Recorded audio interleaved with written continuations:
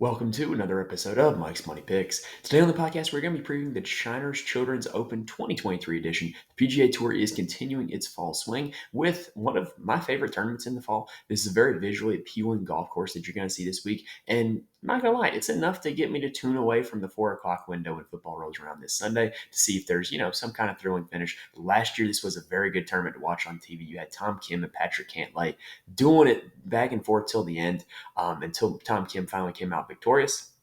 This week, we're going to see if Tom Kim can defend that title, if he can do the same. So here on this episode, we are going to break down the course itself. We are going to talk about the best golfers that you can fit into your DFS lineups or onto your betting cards. And then we're going to close by talking one and done strategy if you are still playing one and done for the fall season. Now, if you watched last week for the Sanderson Farms Championship, we were kind of all over it without getting the winner. We had 3 of the 5 players that were in the playoff were guys that we either mentioned or were in my core that I posted onto the Patreon. So pretty much hoping that we can, do the same this week, except instead of getting 3 to 5, that are in the playoff, let's go ahead and see if we can find ourselves a winner this week. So let's go ahead and start by breaking down the course itself. All right, so let's go ahead and break down the course itself. So if you're watching on YouTube, we actually have a flyover from Pro Visualizer that is actually pretty useful. Just going to kind of give you the lay of the land. But the course this week is TPC Summerlin, which is actually in Las Vegas. So it is a par 71 and plays to about 7,255 yards, which can be, added or subtracted a little bit depending on, the tees of the day. Now, this is quintessential desert golf. The fairways are going to be very wide. The hazards off the tee are going to be minimal. There's not a whole lot of water. There's not a whole lot of trees. But if you do miss big off the tee, then you're going to be in the natural area, just kind of the desert. And you never really know what lie you're going to get or, where the ball is going to bounce or roll from the desert. You can end up with a shot that ends up behind a bush, in a cactus. There's just any kind of unpredictability that can happen if you bring the big miss into play. However, small misses are really not punished a whole lot because the fairways are wide. There's not a whole lot of rough, and the greens are actually pretty big as well, ranking over 7,000 yards or 7,000 square feet on average for the greens. Now, also one other thing to consider is Las Vegas is at a bit of an elevation, about 2,500 feet above sea level. So this yardage is going to play a little bit shorter than it is on the scorecard. This is not a long golf course by any means, but it's definitely a course where shorter hitters, guys who keep it in play, can definitely have an advantage because they're not going to be a whole lot of long approaches into greens. There's a lot of par 4s on this course that are 400 to 450 yards. The par 3s, there are 3 long ones and 1 short one. So the long approach shots really this week are going to come into play on the par 3s as opposed to the par 4s. And the par 5s are super scoreable. You're going to have guys going for the green in 2 on pretty much every par 5 this week. None of them rank as very difficult. All of them are holes that you're going to have to make birdies on. Speaking of which, you're going to have to make birdies if you want to win here at this tournament. The winning score generally approaches or passes minus 20. So if you're not making birdies, you're going to be losing ground on the field. Now, how exactly do you go about making those birdies? Well, with the landing areas off the tee being so wide and so forgiving, approach is the name of the game. If you are able to stick your approach shots close, then you're going to give yourself a better chance to roll in that birdie putt. So generally speaking, the guys who win this tournament, come in the top 5 in this tournament, come in the top 10 for this tournament, always are scoring very well on approach, are gaining a lot of strokes on approach. So the best approach players in this field in the last 36 rounds, the top 5 has been J.J. Spawn, Mark Hubbard, Sam Ryder, Eric Cole, and Ches Reavie. Now, when you look at the history of this tournament, the big dogs tend to show up at this tournament. Like, generally speaking, this is not like a super strong field, but guys who win this tournament are generally some of the better golfers in the field. Like last year, you had Tom Kim winning it, Patrick Cantlay runner-up. 2021, Sungjae Im won, Matthew Wolff runner-up. 2020, Matthew Wolff, fresh off the heels of being runner-up at the U.S. Open, runner-up again. And then you had Bryson DeChambeau in the top 10 of that tournament as well. 2019, you had Kevin Na winning and Patrick Cantlay runner-up. 2018, Bryson DeChambeau winning, Patrick Cantlay runner-up again. And then 2017, Patrick Cantlay winning it. So basically, the best golfers that show up at this event tend to play like the best golfers at this event. So if you're betting this week, I would probably not go super far down the board. However, I do think there's some clear tiers of golfers this week that you can kind of take advantage of with the pricing on the betting board and on DraftKings.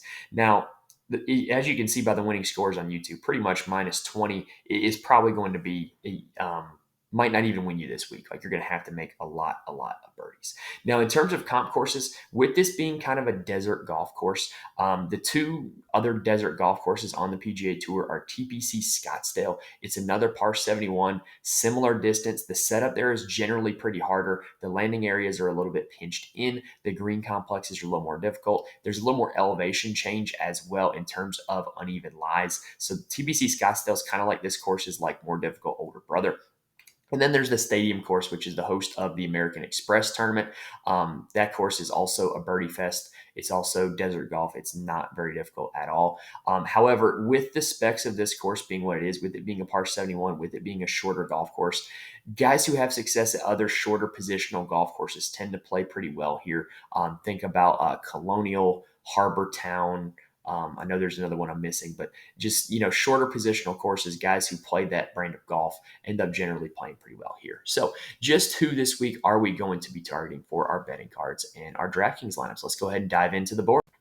All right, so as we take a look at the board on DraftKings, the betting board kind of mirrors the DraftKings salaries a little bit. And to me, there are two clear top dogs at this tournament. There's a tier of just two guys that's all on their own.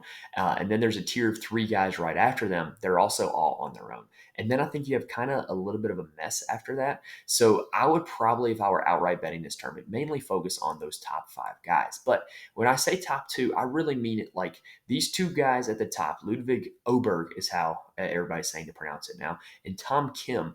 Those are really the only two guys that like I would be inclined to ever like bet in a major or like, win an elevated event. Like just these two guys, like they're supremely talented and they're young and up and coming. And if I had to bet on anybody in this field to win a major in the next 5 years, it's going to be one of them two. It's not going to be anybody else in this field. So just how do we use that information to build a DraftKings lineup? Well, you're looking on DraftKings, I think a lot of people are going to start their lineup with Oberg, and for good reason. He's been playing some really good golf. He was in the playoff last week at the Sanderson Farms, and he was a neutral putter. He did not gain any strokes putting, and he still almost won that event in the playoff. That's crazy impressive. Also, he was pretty good over the course of the last 2 months. He played on the European Tour for 3 events, did not finish worse than 10th. Played in the Ryder Cup, played very well. Pretty much he hasn't finished worse than 14th place since July, which is a really impressive run. He's still waiting for his maiden victory on the PGA Tour, and I think it could happen at a course like TPC Summerlin. There's not a whole lot of hazards off the tee. I kind of think that Oberg's game very much mirrors Brooks Koepka in a way that he is long and straight off the tee, and he is fairly conservative but accurate with his irons. And so I think this is the type of place that could suit him well, because I do think he could end up finding himself in the fairway with a very minimal distance to the hole, and kind of have the ability to have the green light to get a little bit more aggressive with the lack of distance on the course. So I definitely do think this is a good spot for Oberg. However, I think I kind of prefer Tom Kim a little bit. Tom Kim is the defending champ. He's played on the DP World Tour in the last month, coming in 18th at the BMW PGA Championship, which was a field that was not that far off from an elevated event on the PGA Tour with just how many good guys were there. And then he was sixth at the France Open. And so I kind of think he's playing some really good golf. And he's the defending champ, right? Like there's something to be said about knowing that you're going to a course that you've played very well at and you've won at. And knowing that at a course like this, approach is the name of the game. That's Tom Kim's strength, his approach. And so if he's going to be dialed in on his approach, we know he can have the spike weeks with the putter like he did here last year, like he did at the Open Championship, earlier in the summer, and like he did when he won at the Wyndham a year ago. So Tom Kim, we know the approach play is going to be there. And it's just a question on if the putter is going to show up hot. If it does, he's probably going to win. So I expect there to be more ownership in DFS on the side of Oberg as opposed to Tom Kim. However, I think both of them are worth every penny. Like I would be very curious to set up a lineup that has both of them in it, because like we mentioned before, the guys who are good golfers that come and play here tend to play well here and find themselves near the top of the leaderboard. So I would not mind trying to find a build with both of them in it. Now, the next little tier of three to me is Cam Davis, JT Poston, and Siwoo Kim. Now, this is more of a tier in terms of a talent level as opposed to a course fit. I don't think this is a great course fit for Cam Davis. So Cam Davis, where he plays well at, are shorter courses where he can, hit irons or, woods off of the tee, like the Wyndham Championship, like Harbortown, or courses where you can spray it all over the place and there is no hazards, like Detroit Golf Club. And this is not exactly either of those. This is a course where you're going to want to hit driver, and it's a course where you can't have a big miss with the driver. So I just don't necessarily know how good of a fit this is for Cam Davis, but I'm not doubting the talent and I'm not doubting the recent form either. He had two top tens back in August and then came in third place at the Fortinet Championship as well. So he's coming in on good form, but I don't know if this is the best course fit for him. What I do think is in DFS, he's going to be a guy who is going to be supremely underowned because I think that people are either going to opt to pay up for Oberg or Kim, or they're going to pay down for JT Poston, Siwoo Kim, or somebody else. Now, the second guy in this tier is JT Poston. He's a very sneaky play to me. He's generally a good approach player. He is generally a good putter, which are the two traits that are going to help you this week. You're going to have to stick it close and you're going to have to roll the putts in. And he's coming in on pretty good recent form. He had runner-up earlier in the summer at the 3M Open, 7th place at the Wyndham, and then a pair of top 25 finishes in the FedEx Cup playoffs. He's playing some pretty good golf, and he's got a skill set that kind of fits this course. So I would not mind going with JT Poston this week. Siwoo Kim is another guy that I think fits the course pretty well. You look at just how Siwoo Kim, how his career has gone. He tends to play his best golf at these shorter positional golf courses. He plays really well at TPC Sawgrass. He plays very well at the Wyndham. He plays very well at the American Express, which is one of the comp courses to this week. And he played well the one time he showed up here last year. He was 8th place when he showed up here last year. So Siwoo Kim is definitely a guy that I'm going to be finding a way to play in some DFS lineups this week. I think he can even be a second guy in if you start your lineup with Oberg or Tom Kim. Just know that you're going to have to find some value further down the board if you want to go that route. Now, to me, after those 5, there's a whole lot of guys, probably about maybe 10 to 15 deep, that I just don't think there's a whole lot of separation between. And, kind of the way DraftKings and FanDuel work for salaries, yeah, they got to put separation between them, right? But I don't really, if you were to ask me to rank this range, it would be quite the task because there's just a lot of guys in here that I see as about even in terms of talent level. So Eric Cole is a guy that continues to play well, and he's being priced up because of his recent form. He came in 35th at the Sanderson Farms after having a top 5 finish at the Fortinet, and he just had a really good summer on the PGA Tour as well. This is another course that should suit his game because you don't have to be elite with the driver. Eric Cole generally doesn't struggle with the big miss. He just struggles to have decent driver shots. And so this is a place where if you are below average to decent with the driver, then you're going to be okay because the rough isn't very penal and the fairways are pretty wide. And so if this is going to be mitigating his one weakness, I think this is a really good spot for Eric Cole, in fact. Next on the board is Nikolai Højgaard, who I see as a very high upside play. He makes a lot of birdies. He has a very high birdie or better rate, but he's also super volatile.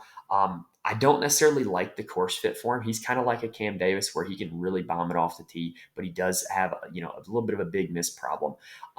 But he's just a guy that has a lot of upside. He's super talented. It would not shock me if he won this event, but I definitely don't think this is the best course fit for him. I would prefer to play guys below him in the pricing. And that does not include Emiliano Grillo. Quite frankly, with Emiliano Grillo, you never know what you're going to get. I thought he was a really good fit heading into the Sanderson Farms, missed the cut. I think this is a pretty good course fit for him. Well, so we'll see what happens. I just think he's probably the most unpredictable golfer in this field who has the upside to win this tournament, absolutely. But I really just don't know what I'm going to get out of him. Now, the two Adams are guys that I am interested in. That is Hadwin and Shank. Adam Hadwin has been really good at this tournament. He owns 3 top 10s here at this event. When you look at the history of what he does well, he's a good iron player. And this is an event where you're going to have a lot of short irons and wedges into greens. And so I definitely think this is a really good spot for Adam Hadwin. Adam Schenk is another guy that I like a lot this week. Adam Schenk, just an early look at it, is probably going to be in my core. I just really like the course fit and I like his history as well. He showed up here 4 times in a row the last 4 years, and he has 4 straight finishes of 27th or better, peaking with a 3rd place finish here 2 years ago. And really like that upside. The last we saw of him also, he came in ninth place at the Tour Championship, where he was starting like dead last, 30th with the starting strokes, and so he played his way all the way up to ninth place. That's pretty darn impressive. And so he's playing good golf. He's got good history here. He also tends to play his best at shorter courses. Think about his runner-up to Grillo back at Colonial, or back in May, I guess. I just really like how his game sets up for this place, and it has set up well when he's shown up and played here in the past. Last year on the PGA Tour, well, I say last year, but I really mean calendar year 2023. It was a lot of guys that knocked on the door for a victory and then finally busted the door down. You think of Victor Hovland winning at Memorial, think of Jason Day at Byron Nelson, Ricky Fowler at the Rocket Mortgage, just a lot of guys that just had close finish after close finish and finally put it all together for a week. Adam Schenk was the guy that had all the close finishes and never cashed in and won. So I think this could be a prime opportunity for him to do so if the trends of the last year on the PGA Tour are to be believed. All right, that does it for the 9K range. Now, if you're sitting here wondering, well, all this is great, but who are you actually going to play in your lineups? Well, there's a few other ways you can get more information from me. First, you can follow me on X at Mike's Money Picks. I'm more than happy to answer any questions on there. I also tweet out the DFS rundown before every event, where I highlight some of, just some different types of plays that you can find. I'm also in the Fantasy Corner Discord. Link is in the description. We got a lot of smart guys in there who play DFS for a lot of different sports, and the discussion really gets rolling on the weekends for golf and football season. And then also, I do write full articles for every slate on who is my core and how I'm approaching the slate. I post those on my Patreon, patreon.com/Mike's Money Picks. If you want to read the full articles, they are $3 a month, but I post them for every college football, golf, and NFL slate. So you do get some, you get a lot of information for that. Because I'm posting the core, I'm talking strategy, talking ownership, all the good stuff. Now, also, if you want to try anything new this golf season, or football season for that matter, go to signupexpert.com/Mike's Picks. We are partnered with Signup Expert, and what they do is they give all the best offers and promo codes for any DFS, player prop, or sportsbook site, and they put them all in one place, and they even sync it to your location so you see what's available. And if you use my page, it'll also show me some support as well. And not only that, but you're getting the best offer and promo code for new users on any of those sites. So signupexpert.com/Mike's Picks if you're looking to get some new action here this season. All right, so let's take a quick breather, and then let's talk about the 8K range and below.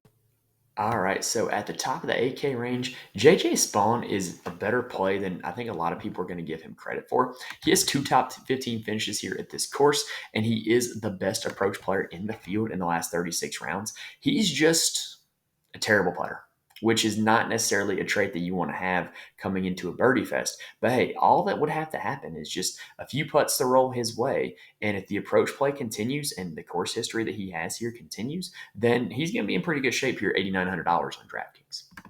Now, right below him is Vincent Norman, who kind of like Oberg and like Højgaard is a super high upside player who drives the golf ball really well.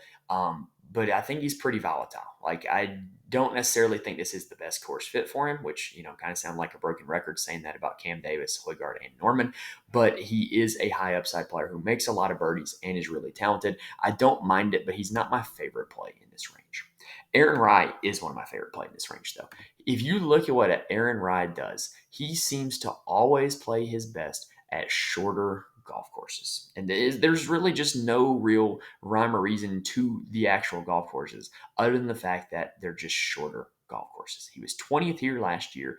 And then in his career, he just has a lot of history at shorter golf courses. T19 at the Players, T12 at the Charles Schwab Challenge, T3 at the RBC Canadian Open this year, T2 at the BMW PGA Championship a few weeks ago. Like, shorter golf courses are his jam. And yes, he's super up and down with the putter, but hey, all it takes is 1 week of up, and you're looking at a winner with what he generally does with the rest of his game. Now, Andrew Putnam is the next guy that I have a lot of big-time interest in. Last fall, pretty much it was very simple. You just plug Andrew Putnam in your lineup, and you were going to be getting a good finish out of him. He was really good last fall, starting with the run at the Fortinet all the way up through the RSM Classic, and that included a 12th place finish here at this event last year. In fact, he has back-to-back 12th place finishes here at this tournament. The one weakness in his game is his lack of distance off the tee. That is not going to hurt him this week. With the elevation, he's going to get a little bit more ball flight. And with the firm and fast fairways, he's going to get a little bit more rollout. So it's going to be a little bit more of an even playing field for him in that regard. He's a great approach player. He's a great putter. He has a game very similar to Tom Kim. And I do think that that suits him pretty well, given that Tom Kim's the defending champ. So Andrew Putnam is a guy I'm definitely going to be playing here this week. Another guy that I'm definitely going to be playing this week is Mark Hubbard. So Mark Hubbard is coming in on elite recent form. You can't see it on DraftKings because for whatever reason they haven't put in the Fall PGA Tour events yet. But he was 6th and 17th in his last 2 starts. He was 20th here last year, and he's just a really good approach player. If the approach play continues for Mark Hubbard, then he's going to give himself a chance to cash in with a lot of birdies. Now, in the 7K range, Garrett Higo is an interesting case study for me because last week we were all over him and he finished 16th place, which was pretty good. But I don't necessarily know what his game is, how his game is going to translate to TPC Summerlin. He is very long off the tee. He is prone to the big miss. So he is a guy that could end up finding himself in the desert area, not unlike Cam Davis, not unlike Nikolai Højgaard in that regard. But he's kind of fixed his game a little bit. So if you're looking to criticize Garrett Higo's resume, he's missed the cut here each of the last 2 years, but he's looking at coming in on such a different form, such a different game than he had at this time each of the last 2 years that I'm kind of willing to buy it, and I'm willing to give him a roll of the dice. I don't think he's going to be very highly owned, and I think he's a supremely talented golfer, and y'all have heard me say on this podcast here numerous times, bet on talent, and that guy's talented. So I definitely don't mind Garrett Higo this week. I think he's a very risk-reward play, and going to be an interesting case study to see if he has actually fixed his game or not. Justin Suh is a guy who actually has his home base in Vegas. So he's used to playing this style of golf. He's generally a pretty good approach player and a very good putter. So I definitely don't mind the guy, playing a home game with a skill set that fits the course pretty well. Davis Thompson is another guy that I like. He's a good course fit as well in terms of he generally doesn't have a big miss with the driver. He's not super with the driver, but he doesn't really have a big miss. Last year, he was 12th at this tournament. He was 14th last week at the Sanderson Farms. I'm sorry, 16th last week at the Sanderson Farms. So I don't mind Davis Thompson here this week at all. Doug Ghim is another guy that I'm probably going to play quite a bit of as well. He's another Vegas guy coming off of a very close missed cut at the Sanderson Farms. Hey, he got a 4 under through 2 weeks. That's good enough to make the cut at 90% of PGA Tour events.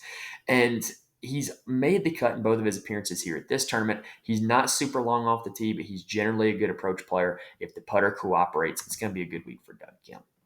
Now, a few other quick hitters.